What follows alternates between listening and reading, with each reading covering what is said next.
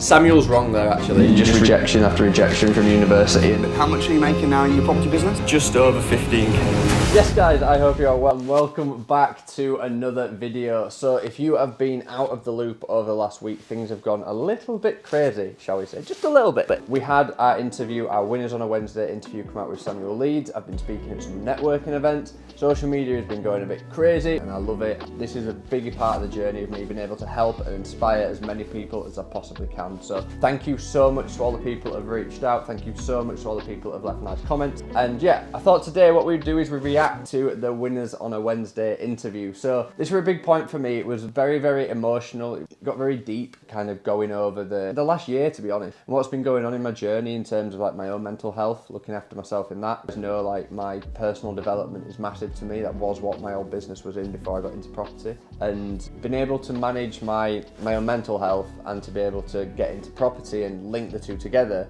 has been like a very massive driving force for me, and it's been something that I'm really, really proud to be able to push forward as well. So I really want to do this more and get this message across more. So I thought that today what we'd do is we'd go through the Samuel Leeds interview, we'll react to it, and then we'll break down a little bit more detail into different things and stuff like that. So we're going to watch this, we're going to react to it, just pick out the best bits basically, and we're going to chat about them, and I hope that you guys can take something from me breaking down these things in a little bit more detail. So we'll start out here. I had like a really, really tough time last year. This was a great intro, by the way. Dad, and just kind of went into what I only can describe as like crippling anxiety. This is when my mum sent me one of your YouTube videos. I've got the treasure map now and I've drawn a line exactly where I need to go. You sold your business and you basically... Yeah, so I just wanted to touch on this actually, obviously me selling my business and selling my ownership in the last business that I had. A big thing for me was, obviously after I split up with my ex-girlfriend, I went through a very tough period, a period of like crippling anxiety. Like I can only describe it as like tightness in my chest, not wanting to do anything. The only way that I could stop feeling bad or feeling this feeling was either doing exercise or was sleeping, and the rest of the time I'd have this feeling, and it was honestly, it was crazy. Like some people would go to drink and alcohol, I went to exercise, so it's not the worst thing to go to, but still it was very, very much. And basically I felt like I was being an imposter. I felt like I was being an imposter to my clients and my business partners because I couldn't manage my own mental health, and I'm trying to preach and talk to people about mental health. So it just led me down a route of that, okay, just because I'm so involved with this all the time, it's making it really hard for me to actually manage my own. So I wanted to move away from that, and then on top of the fact that I wanted to control more assets rather than being the asset and stuff that I've talked about in previous videos. You can check out that in the iCard in the top corner. So a combination of things, but it just led me down this path of just been like, this is enough is enough. And now you're thriving. How much are you making now in your property business? Just over 15k a month. Proud of that one. And then how much turnover is that one property bringing you in? That's turning over just a little bit more than £3,000 a month at the minute. And that's it. It's understanding that there's obviously you've got your turnover and you've got your gross profit as well. So what your property turns over is how much the property makes, but that's before your expenses such as your bills, rent, your gas and electricity, council tax, Wi-Fi, all these other kind of things. You've got to put them into account, and that leaves you with your profit. So yeah, understanding that you've got all these things that are your outgoings basically leaves you with your profit. So when people are saying that the turnover £3,000, that's not actually how much they're making personally from it. So you've just got to keep that in mind as well. Thanks for coming to my house. Thank you, Samuel. So your background, sports therapy. Super dyslexic growing up as well, so actually getting to that point was really tough for me. English GCSE, it took me 5 attempts to actually get it, to even go to university. Mention on this as well, so it's like, yes, it took me 5 times to get my English GCSE, but I also got rejected from 7 universities before I actually got into university as well. So being told no was a very common theme in my life growing up. So like, nope, you can't get your English GCSE, nope, that's another D, that's another D, that's another D. You just rejection after rejection from university, and people that have gone to university or applied for university know what it's like. They don't really give you much in terms of reasoning. They just say no. It's like you go to a job interview and you don't get feedback. It's really annoying because you just can't progress and you can't build your life that you want to build at the same time. And when I got to university, my tutor went to me, Adam, just try and pass the degree. Don't really aim too high, because we know your dyslexia and stuff in the exams, we might not be able to get you that grade that you want. And don't let anybody ever put you in a box. People just put you in boxes so much. It really limits people's potential, and just don't let that happen to you. I've seen property as like, well, I'm taking myself away from that and now I'm no longer the asset. Yeah. So this is the biggest thing for me getting into property, and especially getting into property with no money. Control is everything. So you can own and control, or you can just control property. So obviously ownership and control is going to help you get richer in the longer term because you get that capital appreciation, but you can just control property and you can generate massive cash flow. And this allows you to do it with a much less capital, utilising the rent to rent models and just paying a landlord a rent each month to then utilise it as the like service accommodation, Airbnb as people know it. And you don't need much money to get into property. This is a massive, massive point. So many people, I had business mentors, I had other people saying to me, oh, but you need a load of money to get into real estate. You need a load of money to get into property. You don't. If you've got the right education, you know the right things to say, you've got the right tactics, you can do it. Look, I'm in one of my service accommodation units right now, filming this video, and this is because I took action and I got it, and I haven't put a penny into this service accommodation unit, not one penny, and I'm managing it now. I've got funding for finding the opportunity, I got funding for staging the opportunity, and now I'm managing it on the back end of it and getting it ready to go. We're getting guests in next week. And this is the power of being able to build your network in the right way, build out your vistas and your systems in the right way, and you can get into property with no money. It is crazy, it's incredible to be able to do it, but you need to build your business model the right way. Where were you last year then? What was going on a year or so ago? So I had like a really, really tough time over last year, to be honest. Me and my ex-girlfriend, we split up in April. We was renting a house together. I was pretty sure that she was the one kind of thing. We had a pet and everything together, and then we ended up splitting up in April. Loads of different stuff like transpired and things like that, and I basically had to move back in with mum and dad, lost the house, lost my pet, and just kind of went into a bit of a dark place with what I only can describe as like crippling anxiety, like not being able to do anything, just tightness in my chest all the time and things like that. And that is true, and if there's anyone that's kind of experienced, I imagine it's a level of heartbreak. Like you're feeling that heartbreak, you're feeling that anxiety, you're feeling that ability to do nothing. You can't take your mind away from the tightness in your chest, from the thoughts about the person or whatever. It's such a tough time. If you've experienced that, then just know that you're not on your own with it, because a lot of time people don't talk about it, and that's one of the big things that I want to do. I want to bring awareness that you're not on your own. Like in my old business, when I was doing health and wellbeing, I worked with CEOs at the top of like corporate companies that were earning multi-millions, that were turning over multi-million pounds, and they were making a lot of money in their businesses. And there's a saying that's like new level, new devil. And I don't like that saying. It's the new level, same devil. When it comes to your mental health, it might be a level of stress that you haven't experienced before, but it's still stress. Might be a level of overwhelm that you haven't experienced before, but it's still overwhelm. And this is what I talk about, especially I was at a networking event the other day and I was talking about tools in your toolbox, making sure you're utilising the tools that you've got in your toolbox to maximise like how you can look after yourself, how you can look after your mental health, and just knowing what tools help you, because not everyone's tools are going to be the same. Some people are carpenters and they need a saw. Some people are builders and they need a I don't know much about building. Some people are like bricklayers and they need a concrete thing. But it's all about the tools that you need in your toolbox for each situation. I can't believe I've used them analogies. I'm in property and I can't even make sense of it. This is brilliant, this. Well, your dad will know. yeah. So How much do your dad think you invested? How much have you actually invested? My dad thinks I've done £4,000. And how much is actually? £12,000. 12. Samuel's wrong there, actually. It's actually 15,000 because I've been on a few other courses as well. So there we Sorry, go, Dad. There we go, Dad. 12. Hi, Dad. I'm sure you've joint ventured and raised finance for your deals. That's exactly what I'm talking about. It's like majority of my properties now, I don't actually put any money into it. I use investors' money. The investor has a massive stake in the property, to say, but then from the turnover of the property and my management of it, I get my own cut as well. So I don't actually put any money into it whilst I'm allowed to then expand my portfolio even more and even more and even more, which is a great opportunity for me and it's a great opportunity for the investors as well.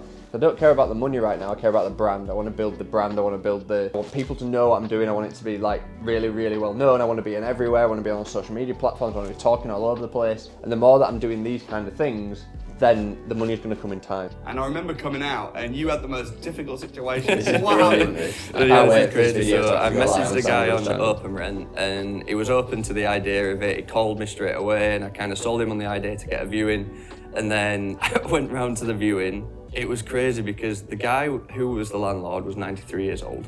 which is crazy in itself. It's crazy. And then, but it was like, just in case I pass away at any point, I need to make sure that my granddaughter understands. The whole thing of like me pitching this idea to a full family was crazy, but it just showed me about how much my negotiation skills had come along, and it allowed me to obviously close the deal. Obviously I knew Samuel was coming to it, and I knew that Samuel wanted to record it, so I wanted to make it as authentic as possible.